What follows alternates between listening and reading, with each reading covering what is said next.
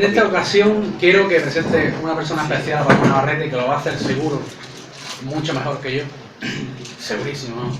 Es la que llamamos la voz de Rodive, una profesional como una casa. La locutora Trini Mejías, que está aquí con nosotros, un aplauso fuerte para ella. Con amplia experiencia en Radio y Televisión de Alborote, en Cadena Nostalgia, es la voz de Nostalgia, conocida por muchísima gente, y también amplia experiencia, por ejemplo, en Radio Contadero, que era la radio de mi pueblo, infelizmente desaparecida. Y bueno, os dejo que ella presenta de una manera profesional y no como yo, que me atranco de vez en cuando, ¿vale? Hola, muy buenos días. Profesional. Yo siempre estoy detrás del micro y esto de estar aquí delante es un poquito complicado para mí, y sobre todo cuando veo a gente tan importante y a la que admiro mucho como a Sol o a Paloma, que antes la he visto y me ha lanzado a ella. Le pido disculpas porque, hombre, emociona, no sé, imagino que todo el mundo la conocéis, la admiráis, es uno de los personajes más importantes de la investigación en nuestro país. Si es que no sé qué deciros, porque ya la conocéis, ella es colaboradora habitual de Cuarto Milenio y bueno, pues con el grupo EPTA investigando siempre y en fin, creo que voy a leer porque estoy nerviosa. Bueno, ella además es farmacéutica, es psicóloga, se ha interesado en disciplinas como la astrología, la numerología, la quirología y últimamente con el tarot. Ella está dando clases sobre esta disciplina y bueno, sus libros, Experiencias en la frontera, otras realidades, en los cuales de manera autobiográfica muestra el trayecto que ha llevado y lleva en el terreno del conocimiento y la curiosidad unidos a la sensibilidad. Nos complace muchísimo a todos, a mí me hace muchísima ilusión tener con nosotros en esta mañana a Paloma Navarrete.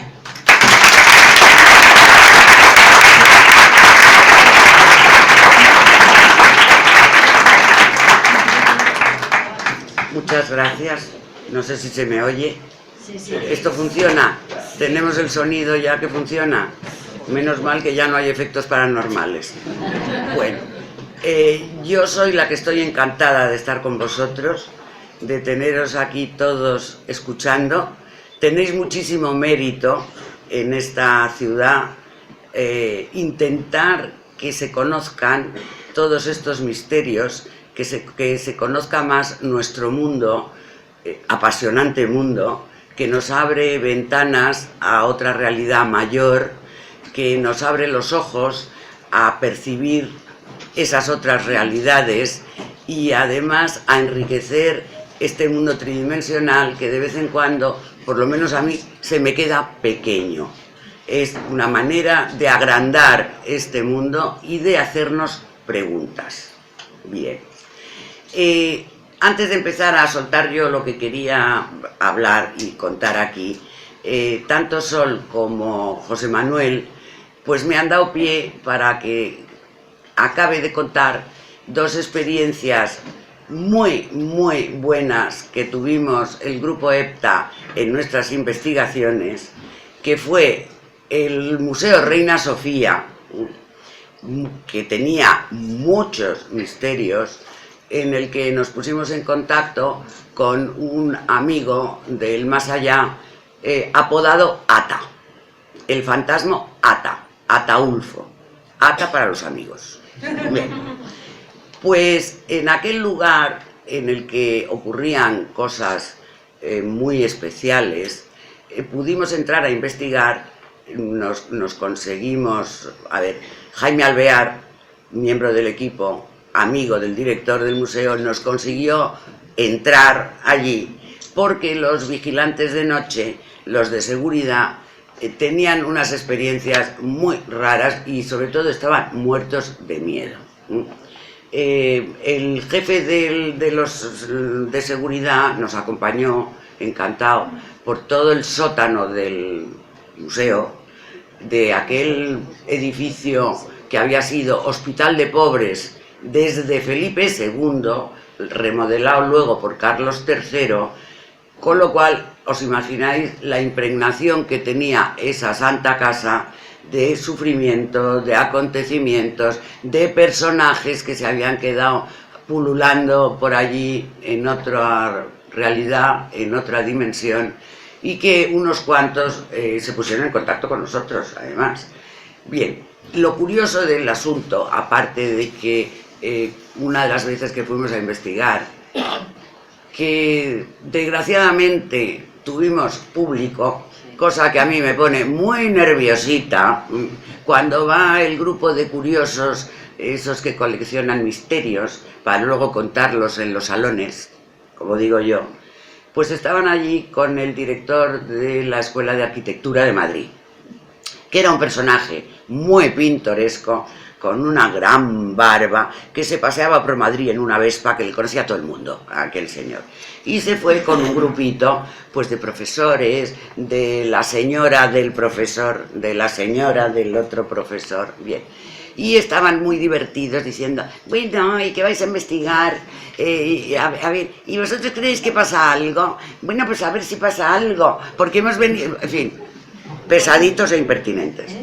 Y el caso es que empezábamos nosotros a montar en nuestro cuartel general con nuestros aparatos, toda la investigación que hacemos, etcétera, cuando de repente los ascensores interiores, no los que están por fuera, los de interior del museo, que estaba el cuadro eléctrico desconectado, se ponen en marcha solos. Y empiezan a subir. Y los de seguridad, con sus perritos, empiezan a trepar escaleras arriba, los pobres, a ver qué ha pasado, aquí se nos ha quedado escondido alguien, pues era un ladrón, pues era no sé qué. Llegan arriba, nadie, nada, el ascensor había subido solo. Ya los visitantes estos de aquí se quedaron muy asombrados, ya decidieron que habían visto suficiente y se fueron. Y así pudimos empezar a investigar. Bien, bien. Bueno, el asunto más curioso es que en una sala del sótano del edificio, una sala rectangular, vacía, que todavía estaba como un poco de almacén de cuadros sin colgar, pues empezamos a hacer, yo hago mi paseillo de un extremo a otro de la sala, y paso por una pared blanca, vacía, y estaba a mi derecha la pared, y yo comento, uy, si ahí detrás de esa pared hay dos muertitos, y están muy enfadados, porque yo veía a una mujer tipo monja, y a un señor asomaditos así asomaditos, con una cara, hablando en plata de cabreo, importante, y entonces veo que el de seguridad, el jefe, se empieza a poner un poco pálido y me dice, oye, eso no, tú no lo puedes saber. Pero vamos a ver, ¿cómo que no lo puedo saber? Si los estoy viendo. Si estoy viendo además que están muy enfadados, que los pobrecitos no se encuentran nada bien ahí. Bueno, pues es que verás, cuando hicimos la obra de todo el edificio, en el claustro, en el jardín, estaban enterrados el fundador y la fundadora de la orden, no de la orden, pero sí los primeros directores del hospital, que eran religiosos de la orden de San Vicente de Paúl, de monjas de la caridad, hermanos de la caridad. Y entonces estaban ahí pues con un mausoleo en el centro y tuvimos que quitar todo eso. Y dijimos, ¿y qué hacemos con estos? Con estos féretros, con estos ataúdes. ¿Qué hacemos? Bueno, pues vamos a bajarlos al sótano, echamos un pladur por delante y los emparedamos, de momento. Luego ya veremos qué hacemos con ellos. Y claro, es que esos ataúdes están ahí detrás. Y tú no lo puedes saber. ¿Cómo lo voy a saber? Pero si me lo están contando ellos, que están ahí, que los estoy viendo. Y claro, ya le dijimos, oye, nosotros los queremos ver. Por favor, por favor, por favor. Y nos abrió una ventanita en el pladur y pudimos hacer fotos a los ataúdes muy elegantes, con letras doradas, que las tienes publicadas en tu libro. Sí, o sea, esas fotos. Bien, luego a esos pobres ya los trasladaron a la Sacramental de San Isidro, creo que fue, ya los enterraron como Dios manda. Y esos pobres, dos pobres, estaban ahí pidiendo que los sacaran de ahí, que los enterraran como es debido y que, en fin, se portaran. Claro, luego este señor nos contó que habían sacado camiones de huesos cuando hicieron las obras, de Strangis por la noche, sin decir nada, porque si decían algo, les paraban la obra. ¿Qué es lo que os pasa aquí en Granada cuando hacéis un agujero en el suelo y salen unas ruinas estupendas? Pues se paró la obra. Bueno, pues ahí igual. Era enterramiento porque en la antigüedad, o sea, en aquellas épocas, pues se enterraban directamente a los que morían en el hospital, pues allí hacían un cementerio privado, y en el claustro pues era el cementerio de los que morían en el hospital. Allí salió todo y los tiraron con la tierra de los camiones, aquellos huesos. A saber, esos pobres muertitos, si no andaran por ahí pidiendo un entierro como es debido. Bien. Y otra de las investigaciones estupendas que ha contado José Manuel, perdón, yo me hago ya unos días, todos conozco, son José Manuel, Juan Manuel, José Miguel y ya me hago lío. Es el de la Universidad de Derecho de Córdoba. Ahí entró el grupo EPTA con autorización del decano, que estuvo encantador, porque nos acompañó, y estuvo encantador. Y yo conecté con el Hospital de Tuberculosos, cuando ese edificio fue Hospital de Tuberculosos. Entonces, ahí estuvimos viendo todos aquellos pobrecitos que estaban ahí encerrados, dejados de la mano de sus familias, porque no iba a verles nadie, paseándose por aquellos pasillos eternos, en camisón y bata, o sea, ni siquiera vestidos ya, en camisón y bata. Tenían unas caras, los pobrecillos. Yo me acuerdo de una jovencita, guapa, que había sido, porque ya estaba muy estropeada, con unas ojeras moradas que le llegaban hasta aquí, unos ojos negros, morena, pelo bonito, unos ojos negros, con esas ojeras, sufriente. Y yo me puse con mi bola en un despacho, estaba ahí el decano, todos os acordáis, y había un pasillo y enfrente había una puerta que daba a otro despacho. Y yo veía que en el umbral de esa puerta había una cola de estos pobres del camisón, como esperando en la cola. Y ya se destaca uno de ellos de la cola, porque le decían, habla tú, se daban codazos los de la cola, habla tú, le decían a uno, que debía ser el líder. Y entonces ese uno se pone a hablar y claro, y le pregunto, ¿y qué hacéis aquí? No, estamos aquí porque nos han dicho que tenemos que entrar y no queremos. No, ahí no entramos. ¿Pero por qué no entráis? Yo pensaba que a lo mejor era una consulta de un médico, y me contesta, porque el que entra ahí ya no sale. Y entonces el decano me cuenta, es normal que digan eso, porque esa era la morgue. Claro, el que entraba ahí ya no salía. Y luego también comentó que el profesor que tenía el despacho en la morgue no se quedaba por la tarde solo ahí a trabajar, ni aunque le dieran una fortunita. Salía por patas, en cuanto anochecía un poquito, ¡pua!, salía zumbando y hasta la mañana siguiente. Esa investigación fue muy interesante. Me llamó Cuarto Milenio luego para volver a entrar en la Facultad de Derecho. Y entonces yo iba con miedo, yo le dije a Iker, mira Iker, yo estoy muy contaminada ya, porque hemos estado aquí, yo ya he visto muchas cosas, eso me puede influir, yo puedo volver a reconectar con las mismas cosas, pues no lo sé, no lo sé. Pero bueno, me dijo, te vienes de todas maneras. Bien, entonces me fui, esas investigaciones de Cuarto Milenio que empiezas a las 12 de la noche y terminas a las 4 de la mañana. Aquella noche hacía un frío, porque los que me dicen que en Andalucía no hace frío nunca, mienten.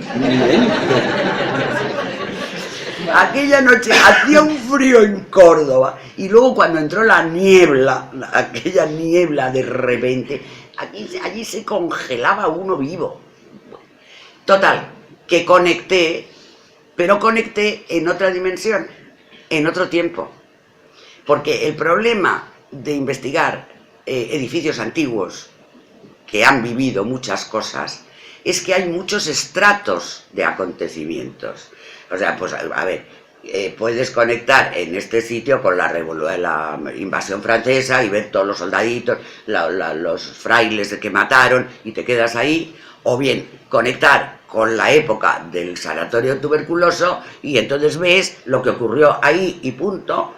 Y esta vez conecté con la etapa siguiente, cuando había sido casa, cuna, maternidad, otra historia, otro tiempo. Terrible, terrible. Los bebés que había ahí estaban en un estado lamentable, de desatención. Estaban sucios, lloraban, se les oía llorar. Vamos a ver, o no les habían dado su biberón correspondiente a tiempo, o necesitaban que les limpiaran, etcétera, etcétera. Y luego conecté con una monja. Una monja en plan general de alabarderos, vamos, o sea, una cosa tremenda.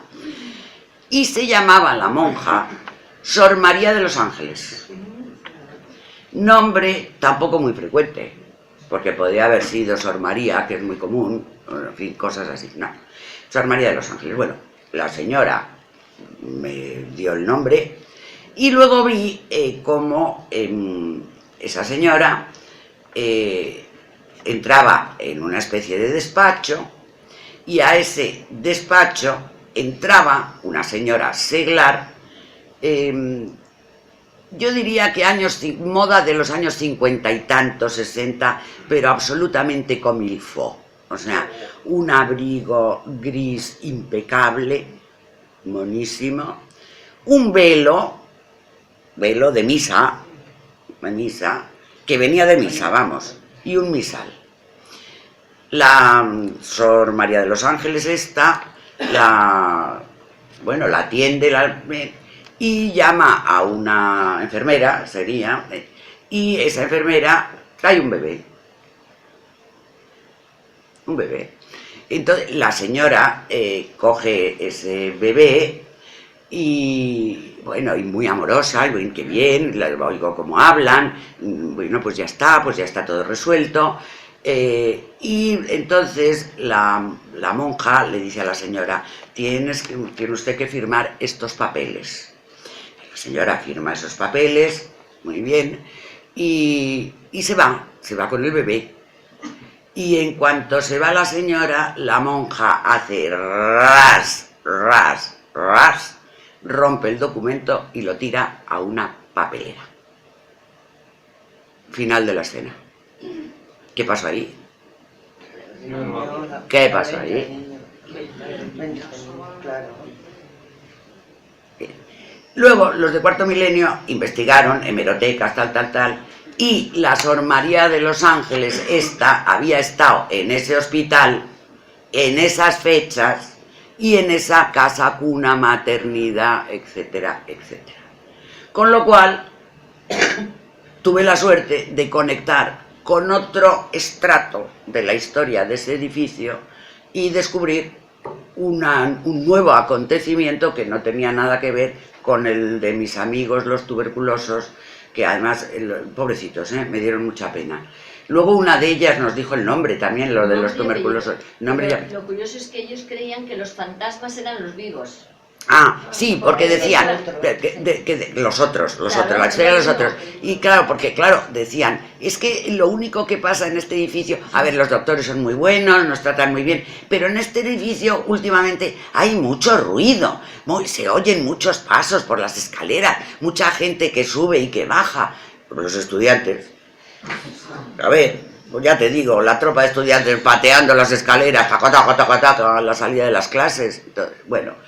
Y lo divertido del caso, que fue muy curioso, que al final, cuando terminamos nuestra investigación con los profesores que se habían quedado, con el decano encantador, les dije, bueno, ¿qué queréis que haga yo con todos estos pobrecitos que están aquí? Que no se quieren ir, porque no se querían ir, estaban muy tranquilos, no venía nadie a verlos, pero ellos estaban bien. Y entonces me dice el decano, bueno, como ya sabemos que son conocidos, y que no hacen nada, y pobrecitos, pues que se queden. Y ahí los dejamos, y ahí se quedaron.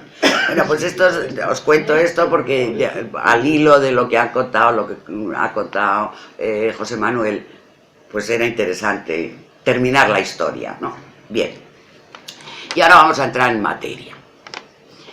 Es cierto que todas las culturas antiguas, desde la más remota antigüedad, han contemplado la existencia de un más allá.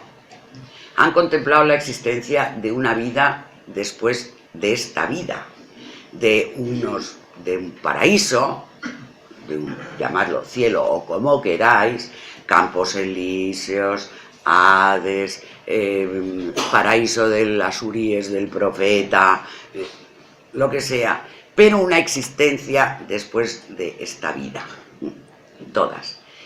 Con lo cual, han contemplado que cuando el ser humano muere aquí, empieza a vivir en otro lugar, comienza una nueva vida en otro lugar. Y desde ese momento, el ser humano empezó a tener, desde ese momento que empezó en el minuto 2 después de que el ser humano apareciera en la Tierra, pues hemos tenido miedo a los muertos. Hay muy poca gente que te diga, a mí no me dan igual, no, yo no tengo ningún miedo, no. Pero ¿por qué ese miedo a los muertos? Porque los muertos vuelven. Según las creencias, desde siempre, los muertos vuelven. Y vuelven, según las creencias antiguas, no solo para hacer el bien, sino más bien para hacer daño a los humanos. Entonces se les atribuían todo tipo de maldades a la vuelta de esos muertos. Eran responsables de las enfermedades, eran responsables sobre todo de los desequilibrios de la mente, eran responsables de todos los daños, de las epidemias, todo eran los muertos responsables, porque vuelven. Pero bueno, ¿por qué van a volver? ¿Y por qué van a volver en plan maléfico? Porque no todos vuelven. Allí también hay categorías. Oiga, no todos vuelven. Solamente vuelven, o una categoría, a la que llamaban mal muertos, o muertos inquietos. ¿Y quiénes eran esos pobrecitos?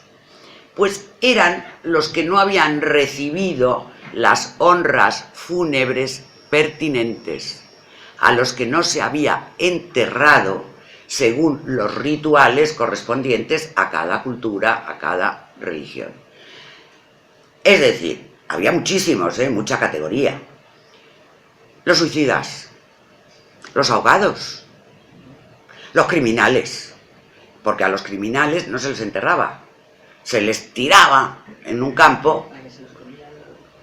No solamente, cuidado, no solamente para que se los comieran los buitres, sino para que las brujas, oiga, coleguis, fueran por la noche en busca de pelo, uñas, piel para sus rituales maléficos. Bien, solamente los bien enterrados, después de todos los rituales, se quedaban quietos porque con eso se favorecía su tránsito definitivo. De la otra manera, como no tenían ese viático para seguir su viaje, se quedaban atascados, sin poder seguir, y como estaban muy enfadados con los humanos, volvían a vengarse, o bien a llamar la atención para que alguien se ocupara de enterrarlos como es debido. Y aquí hay una historia muy curiosa. A ver, los testimonios de los fantasmas, de ver fantasmas, de que se pueden ver los fantasmas, de que se aparecen esos muertos, en plan fantasma, están en toda la literatura antigua, pero por todos lados. Hay muchísimos testimonios, muchos de esas apariciones. Y una de esas historias es una historia que cuenta Plinio. Y no me acuerdo si Plinio el Viejo o Plinio el Joven. Eso yo ya no me acuerdo, pero la cuenta. Y es la historia de un filósofo griego. Ese filósofo griego, que tiene un nombre que ahora os cuento, era de la cofradía del puño, o sea, rata. Atenodoro de Atenas. Y Atenodoro buscaba una casa en Atenas y no encontraba casa. Debió recorrer todas las inmobiliarias, se vio todas las casas en alquiler y no había, eran carísimas todas, eran carísimas. Hasta que llega un momento que se encuentra con un chollo, una estupenda casa baratita. Qué bien, qué bien. Ahora, le dicen, es que tiene un inconveniente, tiene fantasma. Y el buen filósofo, que para eso era filósofo, dijo, a mí un fantasma me trae al fresco. Es que no tiene nada que ver conmigo, ni con mis teorías, ni con mi nada. Yo voy a estar aquí muy bien, voy a poder investigar, estudiar, vale. Y se instala, encantado. Pero llega la noche, se va a dormir y empieza a oír en el patio un ruido de cadenas, para acá, para allá, para acá, para allá, que no le dejan dormir. O sea, a él le daba lo mismo las cadenas o lo que fuera. Lo que no le daba lo mismo es que no podía descansar y al día siguiente tenía mucho trabajo que hacer, mucho que pensar, en fin, iba a estar perjudicado. Bueno, a ver, mañana, bueno, esto será puntual, mañana será otro día. Al día siguiente, misma historia. Volvemos a las mismas. Y entonces ya al tercer día, ni corto ni perezoso, sale al patio a ver qué está pasando. A ver quién es el graciosillo que se dedica a molestar al durmiente. Y se encuentra un esqueleto cochambroso, más bien, a ver, túnica en jirones y las cadenas correspondientes. La mitología y la leyenda es la leyenda. Bueno, pues nada, con sus grilletes, que le lleva, le conduce a una esquina del patio. Le va conduciendo. Al día siguiente, Atenodoro llama a un propio que pique en ese rincón del patio y efectivamente salen aquellos huesos, pero también las cadenas, los grilletes, porque ese pobre debía ser un prisionero que murió allí o le dejaron morir o le emparedaron o lo que fuera, ¿no? Y el filósofo sabía perfectamente lo que tenía que hacer. Es decir, ese muerto no había recibido las honras fúnebres pertinentes que le permitían trasladarse al más allá en paz. Tuvo que rascarse el bolsillo, cosa que le sentó a cuerno, pero organizó un funeral como es debido. El pobre muerto se fue al otro lado tranquilo y nunca más tuvo molestias en el patio. Por lo tanto, pudo seguir su vida pagando un alquiler bajito y viviendo tranquilamente. Eso nos cuenta, sobre todo, un motivo por el que hay muertos que se quedan aquí, y no se quieren ir. Los del Reina Sofía querían un entierro, como es debido. Por eso estaban muy enfadados detrás de su pared, esperando que alguien pudiera verlos, entenderlos y que pudieran tener su entierro en tierra sagrada con la ceremonia correspondiente. Y luego, muchos años después del filósofo griego, unos cuantos siglos, me pasó a mí en Guatemala.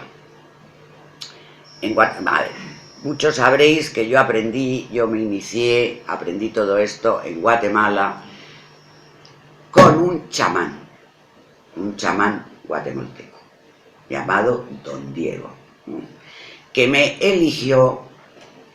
Yo, insensata, le dije que vale, y empecé a aprender con él. Bien.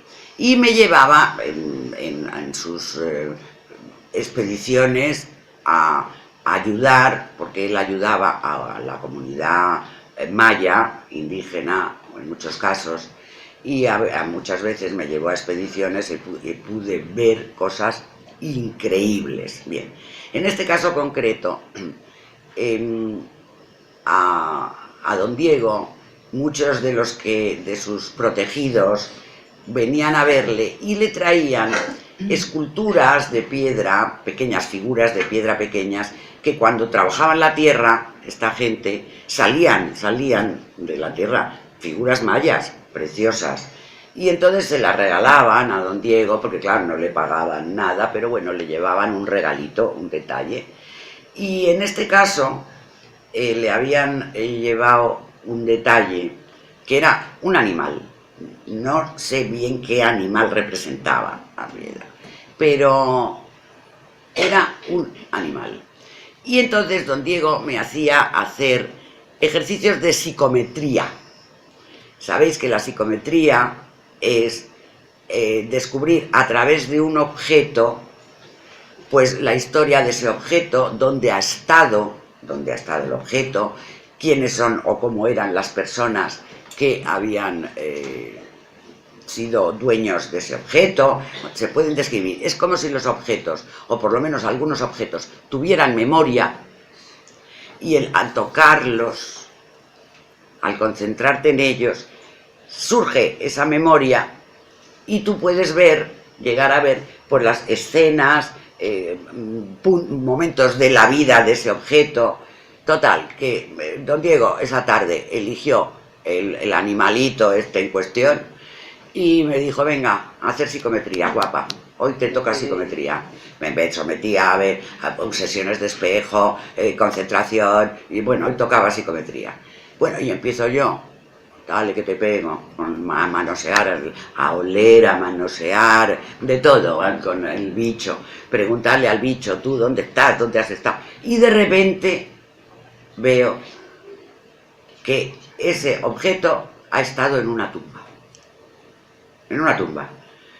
Pero una tumba reciente, y además una tumba muy superficial, en un campo, en un lugar, como en una tierra de labor, ahí, y que ahí hay alguien mal enterrado. Entonces todo eso me lo cuenta el animalito. Bien. Entonces yo le digo a Don Diego: yo no sé ni dónde está esa tumba, puedo describir un poco el paisaje, pero no sé más. Entonces intenta encontrar quién te ha regalado, quién ha venido y te ha regalado esto, porque él lo tiene que saber. Don Diego, que yo siempre decía que tenía una policía secreta, porque se enteraba de todo, tenía espías por todas partes, bueno, pues hace sus investigaciones y encuentra al donante, y el donante le cuenta dónde trabaja, en qué hacienda trabaja y cuál era el sitio más o menos por donde había estado él trabajando la tierra y había sacado la cosa. Allá que nos vamos. Yo con el bicho en la mano para seguir, y con el chico, era un chavalito quiché, o sea, maya, que nos iba llevando al lugar. que no se acordaba muy bien por dónde era, pero era, bueno, pues por ahí, por la zona, por ahí. Y empezamos ahí a buscar, y a mí la figura me lleva a un sitio. Digo, está aquí, está aquí, está aquí. Entonces este chico cava un poquito y efectivamente, mal enterrado, había otro chico indígena con unos calzones y una camisa que estaba mal enterrado. Bueno, yo me llevé un susto de ver al muerto. Madre mía, qué barbaridad. Y mucho más me muero cuando de repente, al lado del mal enterrado que estaba todavía sin sacar del hoyo, me lo veo de pie, enfrente de mí. Y cuando le veo de pie enfrente de mí, veo que tiene un agujero, así de aquí, bueno, de un tiro estupendo. Y me dice, a mí me mataron. Uno muy malo y se llama Antonio. Encontrar a Antonio. Y yo estoy aquí porque necesito ser enterrado con los ritos católicos, porque era católico el chico, para descansar en paz. Lo que quiere decir que sigue habiendo personas que se quedan aquí hasta que reciben una sepultura, la que ellos necesitan, la que ellos creen, para poderse ir con tranquilidad, descansados. Es decir, no es que los muertos vuelvan, es que los muertos no se van, se quedan atascados en un mundo, una dimensión intermedia a la que llamamos interfase. ¿Por qué? Porque tienen cuentas pendientes con esto, con el más acá. El que se va liberado de cuentas pendientes no vuelve, ni se le ocurre. Sigue su viaje, porque claro, es un viaje en el que se va a encontrar en un mundo cada vez más perfecto, cada vez más luminoso y cada vez más amoroso. Por lo tanto, como comprenderéis, no tiene ninguna ganas de volver. Con los que yo me comunico son estos, los atascados, los que tienen una cuenta pendiente. ¿Y por qué? ¿Qué cuentas pendientes? A ver, por apego a los bienes materiales. Mi casa, como ET, mi casa, soy el amo, yo mando aquí. Sobre todo ellos, cuidado señores, ahí el amo, yo mando aquí, ellos, mayormente. Porque tienen que dar algún mensaje a los que se quedaron aquí.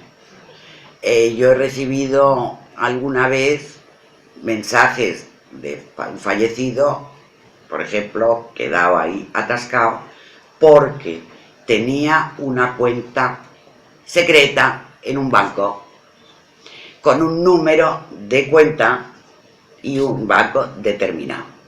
Y el buen señor pues me dio el número de cuenta, el número de banco, y me dijo a quién le tenía que comunicar la cuenta y el banco y el nombre de él. Y yo busqué a su santa mujer que estaba viva y efectivamente pues encontró la cuenta y era un dinerito y se quedó tan contenta.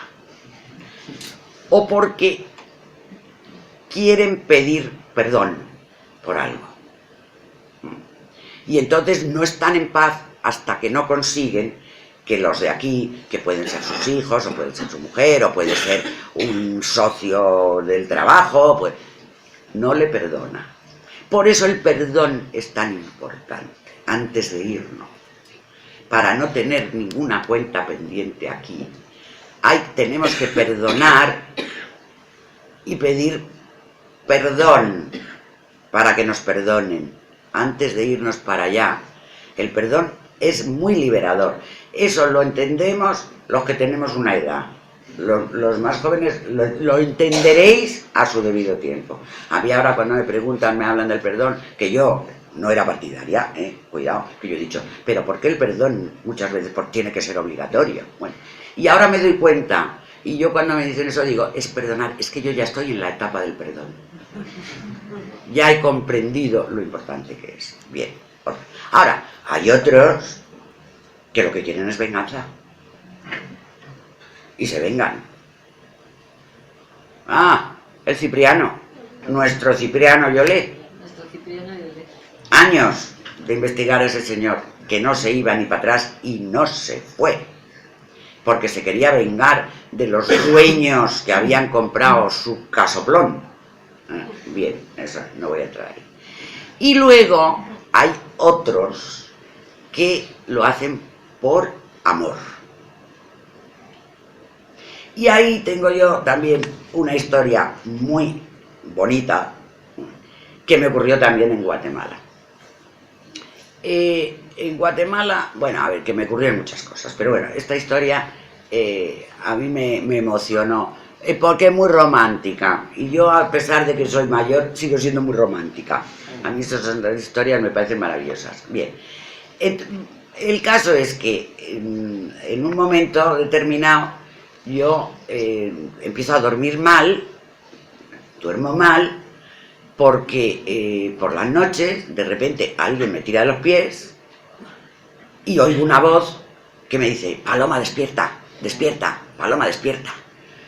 Pero la oigo no en la cabeza, la oigo con los oídos. Claro, llegó un momento que yo fui a ver a don Diego y le dije: me estoy volviendo loca porque ya oigo las cosas con los oídos. Eso ya, voces, o sea, eso ya de psiquiátrico. Bueno. Y entonces, claro, él me dice: pero bueno, vamos a ver, haz caso a esa persona, sea quien sea, porque necesita algo. Oye, atiéndelo. Bueno, yo total, que ya una noche me armo de paciencia y le veo. Le veo a los pies de mi cama un señor joven, guapete, muy bien vestido, muy correcto de trato, que me da las buenas noches y me dice que me necesita, que él ha vivido en una ciudad, a ver, la ciudad de la antigua, la antigua capital de Guatemala, que era hombre de iglesia, que es donde pasó su vida y donde está pasando su muerte, pero que él no puede seguir su viaje porque tiene que resolver algo muy importante. Él no se puede ir sin resolverlo. Y entonces me cuenta una historia. Le pregunto: oye, ¿y tú por qué me has buscado a mí? Dice: es que soy español. Y es que te vi el otro día en esta ciudad, que estabas ahí con tu chamán, que yo estaba en la iglesia del convento y tú entraste en la iglesia y te vi. Y entonces dije: me va a escuchar, me pongo en contacto con ella y por eso he venido. Bueno, la historia. Me enamoré locamente de una hermosa damita que vivía en un palacio. En esa ciudad hay unos palacios absolutamente magníficos. Bueno, que estaba casada con un prócer de la patria, muy principal de la ciudad, y que el amor había sido platónico, evidentemente, era una cosa muy espiritual, pero que se escribían cartas de amor. Y se escribían cartas de amor, y ella murió, y esas cartas de amor las tenía escondidas en su cuarto. Ese palacio había estado abandonado, esto era en el siglo XIX, el palacio había estado abandonado, bueno, tiempo, pero lo habían comprado unos norteamericanos y lo estaban remodelando. Y este pobre estaba aterrado de que encontraran esas cartas porque comprometían a su amada, Catalina. Y claro, yo le decía: mira hijo, esto pasó el siglo XIX. O sea, donde tú en la época que tú viviste, que me dijo más o menos por el 1800, no sé qué. Bueno, doña Catalina, figúrate quién se acordará de doña Catalina.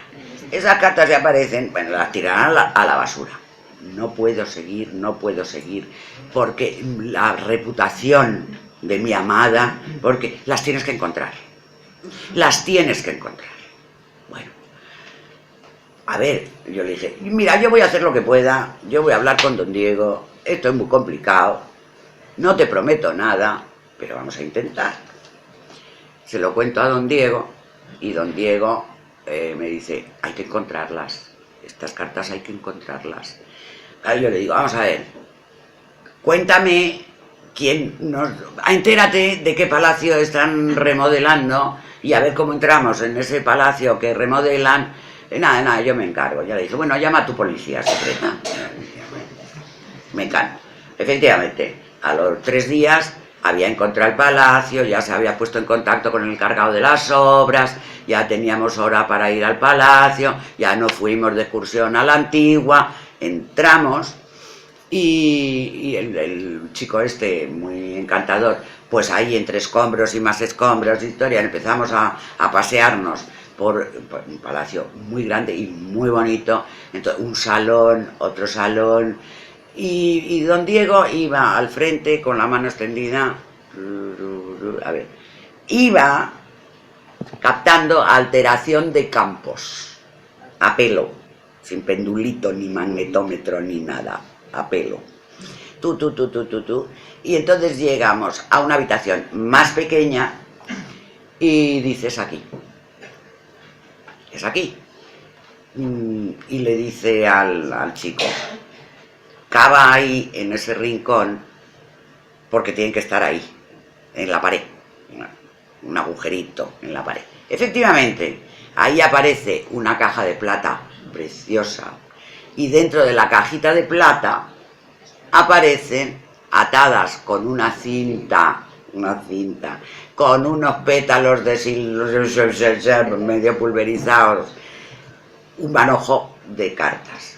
Yo me abalanzo sobre las cartas y me da don Diego un manotazo en la mano, que no te cuento, y me dice, respeta el secreto de los muertos, no seas cotillán. Solo la bronca correspondiente, patoja, como me llamaba él, chavala, patoja.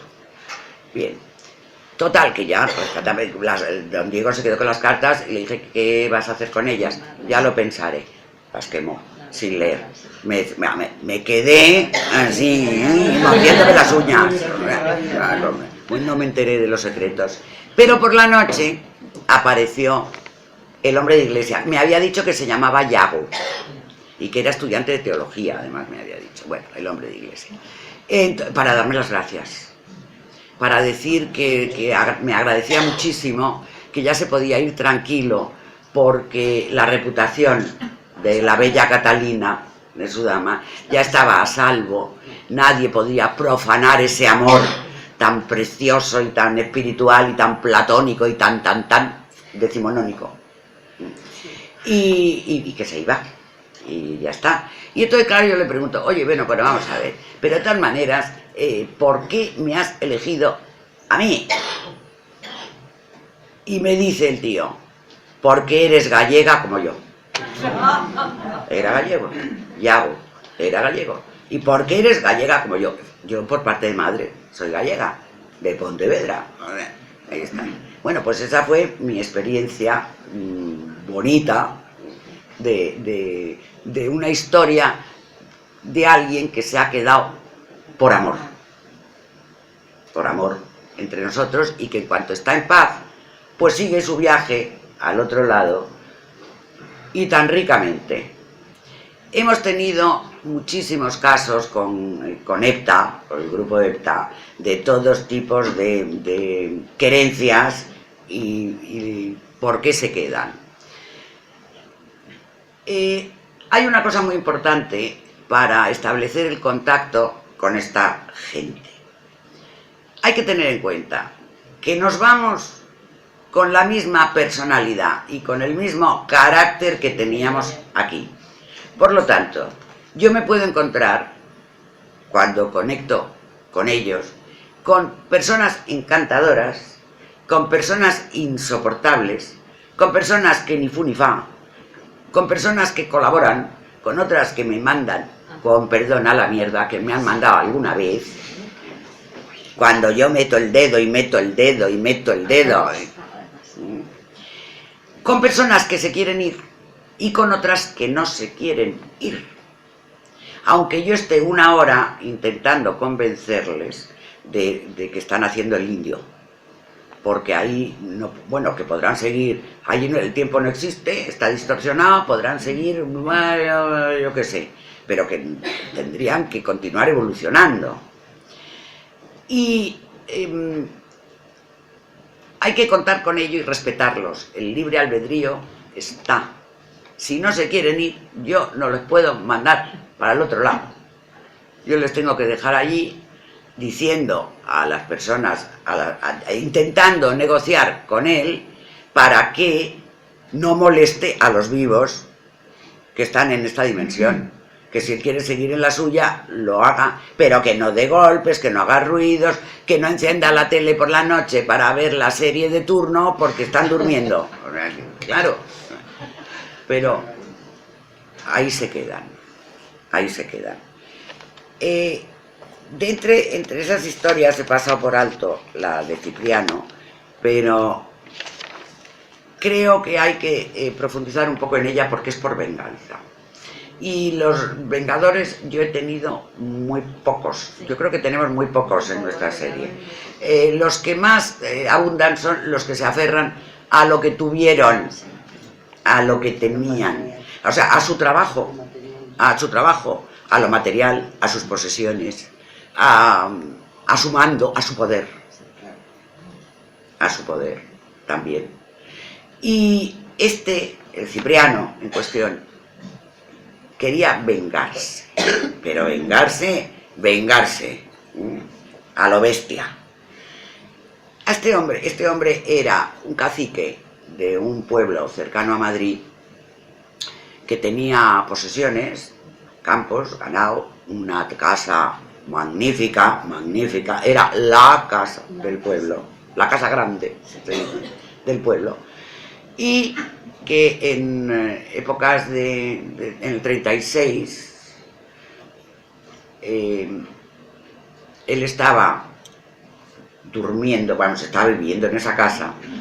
Él tenía conciencia, como me contó luego, de que se tenía que haber ido, pero no se fue porque ahí estaba su mujer y porque estaba su casa, sus tierras, su ganado, su poder, y no quiso abandonar la casa. Bien, y se quedaba en casa. Pero realmente él no tenía nada claro que le podía pasar, dormía vestido y dormía en el piso de arriba y ahí había unas escaleras. Él tenía unas zapatillas de esas de paño de cuadros de toda la posguerra, de los abueletes de entonces, y las llevaban chacletas. Y cuando fuimos grabamos unos pasos, clac, clac, clac, clac, clac, clac, por la escalera. El caso es que vinieron a buscarle y se lo llevaron y le dieron el pasillo. Y a 300 metros de la casa le pegaron 3 tiros y se lo cargaron. Hay una gente, esa casa se queda vacía, hay una familia que compra la casa, que montan la casa a tutiplén, dacatá, lujos de oro, mucho lujo de oropeles, mucho dorado, en las vitrinas había porcelanas italianas, escucha, una mezcla, para que os hagáis una idea de los personajes. Había una mezcla de porcelanas italianas, con gitanas de esas de que venden para los turistas en las tiendas de turistas, también en la vitrina, todo mezclado, así, bueno, era una cosa que decías, qué barbaridad, bien, pero bueno, ellos estaban felices, hasta que un buen día. Bueno, hasta que en esa casa empiezan a pasar cosas muy raras. O sea, los típicos ruidos por la noche, puertas que se abren. Había la lámpara del recibidor que empezaba a bailar ella sola un vals. El perro que se volvía loco. Muy, muy incómodo. Hasta que un día estaban todos en el hall de la casa y habían venido unos amigos de sus hijos también a buscarlos o no sé qué. Y de repente esos amigos de los hijos y los hijos ven apoyado en el quicio de la puerta un señor muy vestido, con cuello además duro, de los que en aquella época había planchadoras que almidonaban los cuellos de las camisas, que eran los cuellos de las camisas, se quitaban los cuellos, se llevaban a planchar y a almidonar y luego se volvían a poner en las camisas duritos, así, muy puesto él, ahí estaba. Claro, salieron todos los amigos diciendo que no volvían a entrar en esa casa, nunca, jamás, pasaron todos un miedo espantoso y nos llamaron. Y entonces nos encontramos con el muerto. Me encontré con el muerto. Bueno, bola de muerto, muerto, yo hablando con el muerto impertinente, un cacique prepotente de esos de no te menees, que me dice, es mi casa, soy el amo, no me voy. Ellos se tienen que ir. Y ellos se van a ir. Se van, los voy a echar, se van a ir, se tienen que ir. 3 años, yendo. Encontrándonos a este señor, siempre lo mismo. Y el señor iba acompañado de una señora, una cuitadiña, que decimos los gallegos, pobrecita, una mujer, Josefa, una mujer sumisa, mal vestida, gordita, descuidada, le faltaba algún diente, y ahí detrás de él. Y yo hablaba con ella un poco y le decía, vamos a ver, pero ¿no comprendes que os tenéis que ir? Y ella me decía, sí, yo quiero irme, pero no puedo, porque no le puedo dejar solo, porque él me lo manda. Es el amo. Y el amo no me deja, él no me deja irme, le tengo que acompañar. Y aquí estoy, acompañándole. Pero bueno, convéncele que no se quiere ir, porque se tienen que ir los otros. Ellos, se tienen que ir ellos. Pero bueno, ¿quiénes son ellos? Entonces hablamos con la familia, y la familia nos decía que no conocían a ese señor de nada. Que su marido, la mujer que es la que hablaba con nosotros, que su marido había comprado esa casa. Su marido era un señor de muchas pretensiones y entonces quería la casa del cacique para ser él el más importante del pueblo también, y que no sabían nada. Hasta que un día, que ese día yo no estaba además, van Sol y Piedi con una medium que también colaboraba con nosotros algunas veces, que es Begoña, y hacen una ouija. Yo no estaba ahí presente, me lo han contado, he oído la grabación, yo no estaba presente. Y entonces, a ver, cuidado con la ouija es muy peligrosa, no hay que hacer la ouija, no se puede hacer la ouija, pero cuando sabes hacer la ouija, manejar una ouija, abrirla y cerrarla bien, a nosotros nos ha ayudado en nuestras investigaciones dando información. Y en este caso dio una información muy importante, crucial. Entonces sale el tal Cipriano en la ouija, ¿cómo no? Yo no me voy, soy el amo, esto es mío, la pesadez, la misma historia. Y entonces, pero ya le preguntan, pero a ver, pero tú conoces a estos. Y contesta, la compró, la cambió, le conozco. Entonces en esa ouija estaba la mujer, que se empezó a poner verde, o sea, Sol, que está ahí, que estaba presente, verde. ¡Ay, me lo temía! Bueno, es que yo es como si hubiera estado, porque me he oído la grabación, me lo ha contado, me lo temía. Pero ¿y qué ha pasado? Bueno, pues veréis es que, claro, este señor, como pues le mataron en la guerra, le sacaron, y bueno, uno de los que iba, que no disparó, era pariente de mi marido. Familia de mi marido. Ahí está la explicación. Y decían que no le conocían. No le conocían de nada, lo habían dicho, lo habían jurado en hebreo, en arameo, en español y nada, no le conocían. Y ahí la Ouija nos dio, ya terminó. 5 minutos y algunas preguntas. Vale. Ahí nos dio la clave del caso. Bien, pues ya lo sabemos. ¿Qué quería este hombre? Vengarse. Se irán. Bien. Pero él no se iba, porque no se había vengado. Porque esta gente había puesto en venta la casa y la casa no se vendía ni para atrás. Y ellos seguían en la casa. Y el Cipriano seguía haciendo de las suyas, en coreano. Y luego volvimos otra vez con Daniel Chumillas. Aquello fue la pera. A ver, subimos con Daniel la escalera y nos quedamos en el descansillo de arriba de la escalera. La familia se queda en la entrada abajo, escuchando. La mujer y 2 hijas creo que estaban. Sí. 2 hijas, ahí, con las orejas así. Daniel entra en trance. Daniel es como Aldo, incorpora al Cipriano y empieza a hablar como Cipriano. Y empieza a soltar unos juramentos. Bueno, porque son unos hijos de tal, porque son unos asesinos, porque me mataron y porque se irán, porque yo me vengo, porque... Bueno, fue tan brutal y además Daniel llega un momento que hace en la barandilla, da 3 golpes así, ¡pa, pa, pa! Y Piedi, que estaba grabando, que estaba detrás, en la puerta de un cuarto de baño, por poco se cae a la bañera del susto que se lleva cuando coge aquellos 3 golpes terroríficos. Bien, no hubo manera de que se fuera Cipriano, no hubo manera. Se quedó. ¿Hasta qué?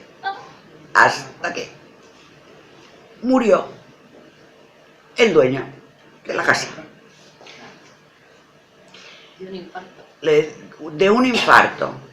Nos llamaron, nos llamó la familia. Una vez más fuimos a la casa, sí. La mujer ya nos contó que su marido se había muerto, que no sé qué. Bueno, y en la bola apareció el marido.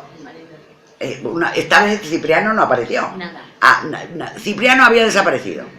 Apareció el marido, pero que venía a despedirse de sus hijas. Yo no me acuerdo bien lo que le dijo a una de sus niñas, sí, pero era algo que la niña sabía. Y que iban a vender la casa en noviembre. Y que iban a... exactamente. Y venderían, que no se preocuparan, que la casa la venderían en noviembre.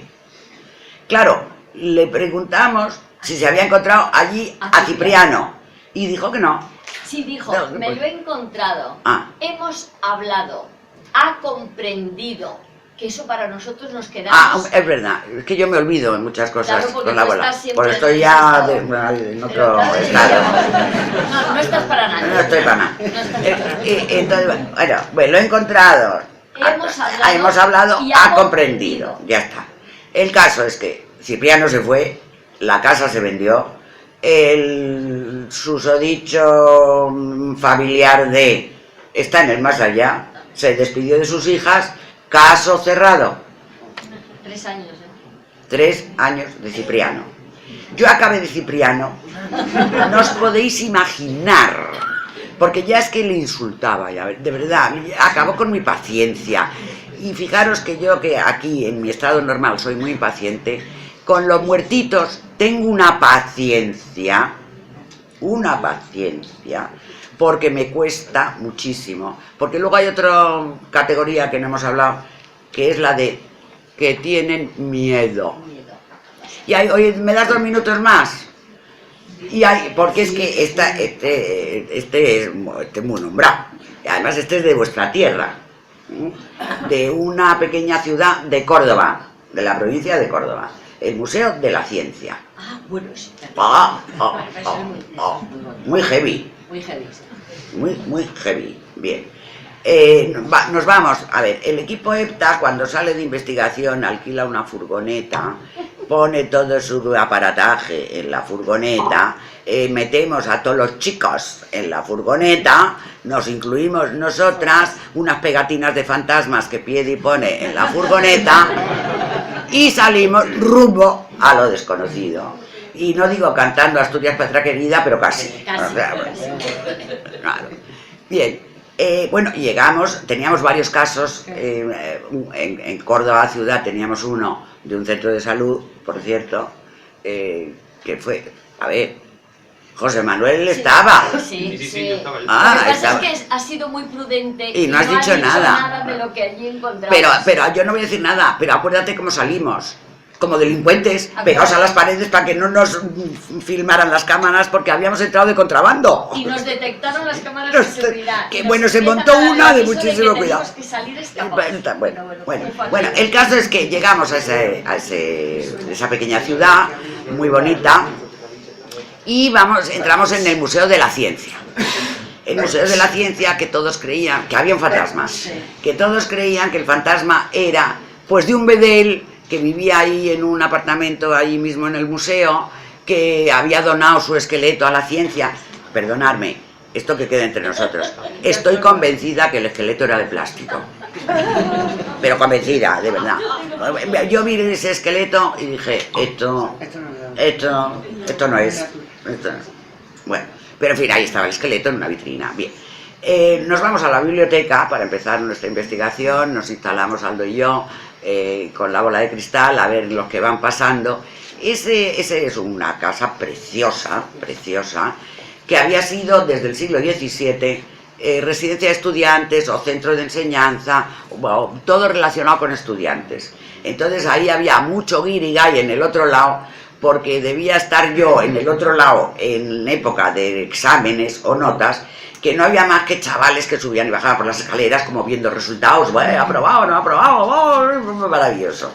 Todo en un estrato siglo XIX. Y de repente veo a un estudiante monísimo, pero monísimo, 18, pelito por aquí, bueno, era guapo, y me dice que se llama Álvaro, y que busca a su amigo, que no sabe dónde está su amigo.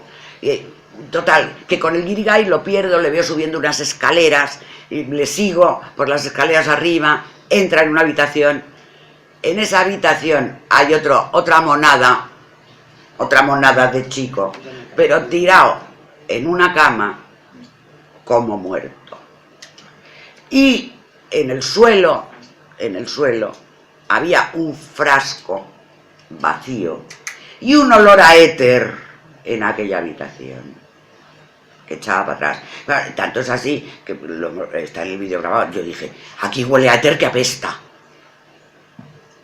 Inhalado éter, se había pasado de éter y se había ido para el otro lado.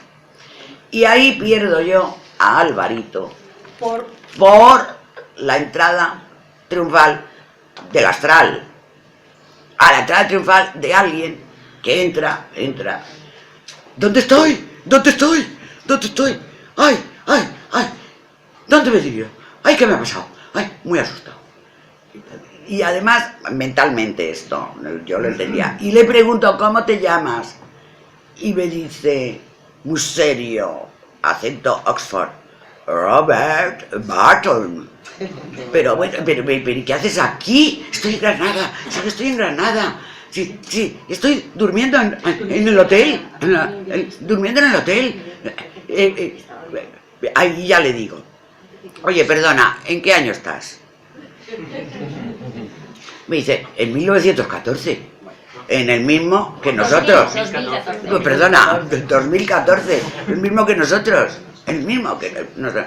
Y yo digo, anda, ya se me ha colado un astral, un viaje astral de un chico que recaló aquí, donde estábamos nosotros, sin saber cómo ni por qué, su cuerpo astral y nos encuentra, se lleva un susto de muerte, y le dije, mira, vete a dormir, que mañana tú te despertarás y pensarás que ha sido un sueño, ya está. Pero luego ya cambia la historia y entra un eclesiástico, gritando.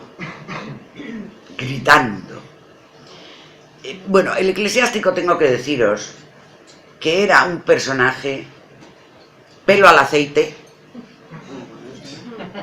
seboso, grasiento, sucio, una sotana más verdosa que negra, manchas, y entra diciendo, he hecho mucho daño, les he hecho daño, soy malo, les he hecho daño. Bueno, terrible. Y entonces, tengo manchas. Y claro, yo le digo, si tienes manchas en la sotana, sí, que tienes que lavar más, le dije. En fin, no, en el corazón tengo manchas. Y entonces yo dije, bueno, a ver, pues pide perdón. Perdón, no sé si merezco el perdón. Bueno, mira, un desagradable, dramático, terrible, soberbio, terrible, pero bueno. Total, tengo miedo. Me pregunta el tío, ¿tú crees en Dios? Me pregunta el clérigo, cura, para más señas, ¿tú crees en Dios? Yo digo, naturalmente. ¿Y tú? No lo sé. Dios perdona. Bueno, en ese momento yo os tengo que decir una cosa. Un gran predicador, sería del siglo XIX, me inspiró, porque le solté un sermón de púlpito que yo, a ver, ahora me lo leo y digo, no era yo, yo no era yo, porque eso yo no lo digo, pero vamos, ni queriendo. Bueno, total, un rato largo para intentarle que le quitara el miedo, y le pregunté su nombre. El padre Francisco, en 1800 no sé cuántos. Y eso es que porque Jorgito estuvo chupiguay del Paraguay. Bien. Consigo que pierda el miedo. Digo, pero ahora tienes que pedir perdón. Para poder irte y poder seguir tu camino bien, tienes que pedir perdón. Porque te perdonarán esos chicos te perdonarán, pero tú tienes que pedir perdón. Y entonces este hombre, con una soberbia que no os puedo decir, empezó a gritar, perdón. O sea, pero de una manera que decías, bueno, este ni pide perdón. Pero el caso es que se fue, lo perdimos, y menos mal, porque acabamos Aldo y yo para los leones. Nos dejó agotados. Yo me quedé agotada, con un mal sabor de boca. Bueno, para terminar, hay que comprobar que ese señor existió, que no nos lo inventamos. Y entonces, Córdoba Misteriosa se puso en marcha, se fue al archivo, y en el archivo, la ficha del padre Francisco, que decía, hijo de esta casa, ordenado sacerdote, en 1800. Y la foto era tal cual de ese bozo, de gordo, de asqueroso y de pelo al aceite. Eso es uno de esos casos que dices, con esta gente yo no me quiero encontrar. Porque todos os imagináis que era, ¿verdad?, el padre Francisco. Vale, pues ya está, pues he dicho.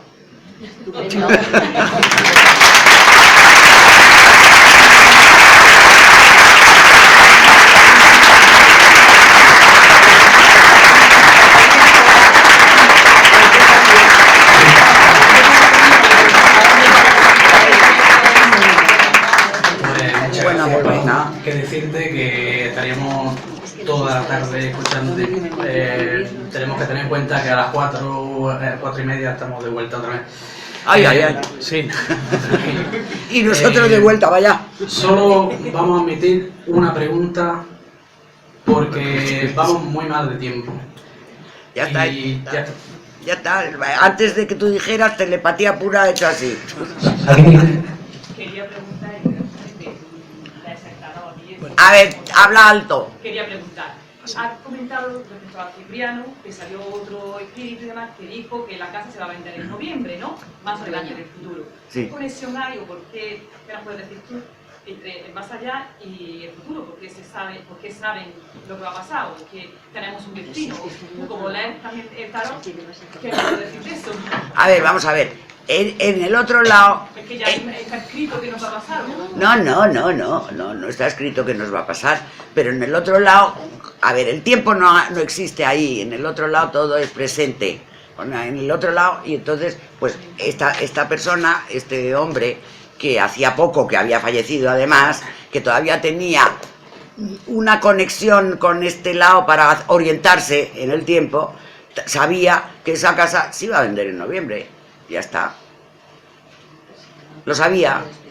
A ver, y cuando tú con el tarot dices, pues te va a pasar, yo veo que esta, tal, vas a estar en el futuro en esta situación. ¿Eso quiere decir que esté predestinada? No. Eso quiere decir que esa situación está en tu línea de tiempo, que tú te has saltado ese tiempo y tú estás viendo una situación. ¿Qué va a ocurrir? ¿Cómo maneje la persona la situación? Es lo que hará como le salga de las narices. Ahí está la libertad, ¿sabes? La puede manejar bien, la puede manejar mal, puede que tenga que ir en el último minuto no vaya, pero la situación está ahí.